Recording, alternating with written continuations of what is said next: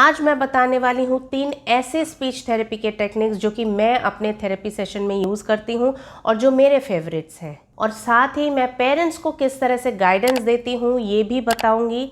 आप प्लीज़ मेरे वीडियोस को फुल देखिए क्योंकि आपके कमेंट्स ऐसे आते हैं कि ऑलरेडी मैंने जो बताए हुए होते हैं वीडियोस में वो क्वेरीज आते हैं। हेलो नमस्ते, मैं डॉक्टर अनामिका हुई, audiologist and speech language pathologist हूँ। तो चलिए वीडियो को शुरू करते हैं। सबसे पहला टेक्निक जो है वो है ग्रीटिंग्स। मैं अपना सेशन हाय हेलो नमस्ते से शुरू करती हूँ बच्चे के साथ। इससे क्या होता है, बच्चे को एक सोशलाइजेशन स्किल्स का पता चलता है कि किसी को नमस्ते बोलना होता है, किसी को हाय हेलो बोलना होता है, अपने अपने कल्चर के अनुसार, अपने अपने एज के अनुसार।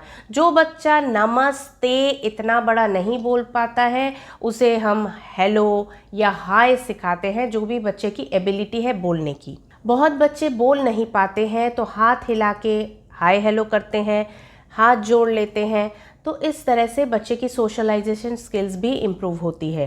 मैं पेरेंट्स को भी यही गाइड करती हूँ कि घर पे भी आप सुबह शाम एटलीस्ट 2 टाइम्स आप हाय हेलो नमस्ते हर फैमिली मेम्बर को करवाइए या आपके नेबर में किसी को करवाइए, ताकि बच्चे की रेगुलरिटी मेंटेन हो और बच्चा ये समझ पाए। दूसरा है लेबलिंग। लेबलिंग मतलब पिक्चर्स को नेम करना, ऑब्जेक्ट्स को नेम करना।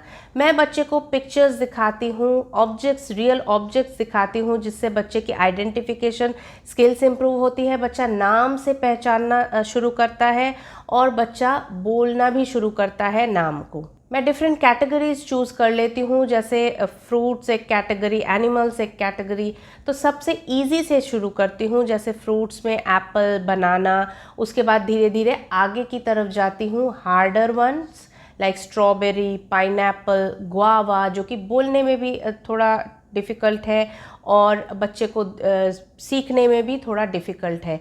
तो इजी टू कॉम्प्लेक्स जाना ही बच्चे के लिए बेहतर है। और ऐसा भी नहीं होना चाहिए कि सिर्फ आप इजी ही सिखा रहे हो, आगे की तरफ नहीं बढ़ रहे हो। ये एक्टिविटी ना सिर्फ बच्चे की वोकैबुलरी इंप्रूव करवाएगी, but identification of objects, identification of animals, fruits, ये भी लाएगी। बच्चा हर चीज़ को नाम से पहचानना शुरू करेगा। यही नहीं, मैं पेरेंट्स को ये भी बोलती हूँ कि घर के हाउस होल्ड जो ऑब्जेक्ट्स होते हैं, TV, fridge, sofa, chair, AC, remote, जो भी बच्चे के आसपास रहते हैं उनको भी नाम से पुकारते हुए बच्चे को एक्टिविटीज़ करवाइए, ताकि बच्चे की नेमिंग स्किल्स इम्प्रूव हो। तीसरा है एक्सपेंशन। बच्चे को स्पीच लैंग्वेज स्टिमुलेशन देने के लिए बच्चे को एक्सपेंशन करना बहुत ज़रूरी है। यानी एक वर्ड अगर बच्चा बोलता है तो उसको एक्सपैंड कीजिए, उसको आगे लेके जाइए। जैसे बच्चा अगर बोलता है बॉल, तो मैं क्या बोलूँगी, ओ वाओ ये बॉल है। बॉल से क्या करते हैं, हम बॉल से खेलते हैं। इस तरह से बच्चे को आकर्षित कीजिए अपने पे और बच्चे को जो वर्ड उसने बोला है उसको आप एक्सपैंड कीजिए, उसको आप और आगे को लेके जाइए। मैंने इसमें क्या बोला, ओ वाओ ये बॉल है। इसको पहले बॉल को मैंने सेंटेंस में लाया, ये बॉल है। उसके बाद मैंने क्या बताया बच्चे को कि इससे खेलते हैं, तो मैंने इसका फंक्शन भी बताया, इसका यूज़ भी बताया। तो इस तरह से आपको हर एक ऑब्जेक्ट का सेंटेंस फॉर्मेशन बच्चे को देना है और बच्चे को उसका यूज़ या शेप या कलर इस तरह से बच्चे को बताना है। एक्सपेंशन से एक और चीज़ आती है, बच्चे की सेंटेंस फॉर्मेशन में मदद मिलती है। बच्चा जब वर्ड्स बोलता है, बहुत सारे वर्ड्स वोकैबुलरी में आ जाते हैं, तब हम धीरे धीरे उसे सेंटेंस लेवल में लेके जाते हैं through expansion and other techniques. मेरे चैनल में ऑलरेडी कुछ वीडियोस हैं जिसमें मैंने सेंटेंस फॉर्मेशन के टेक्निक्स बताए हैं, तो आप लोगों ने नहीं देखा है तो प्लीज़ चेकआउट कीजिए उसे। ये जो टेक्निक है ये सब बच्चे यूज़ कर सकते हैं, जैसे autism, hearing impairment, down syndrome, intellectual disability, ADHD। तो ये सारे बच्चे यूज़ कर सकते हैं उनकी स्पीच थेरेपी में। अगर आपका बच्चा वर्ड लेवल में है तो आप ग्रीटिंग्स और लेबलिंग शुरू करेंगे, और अगर आपका बच्चा बहुत सारे वर्ड्स यूज़ कर रहा है तो आप ये तीनों ही यूज़ कर सकते हैं, greetings, expansion as well as labelling.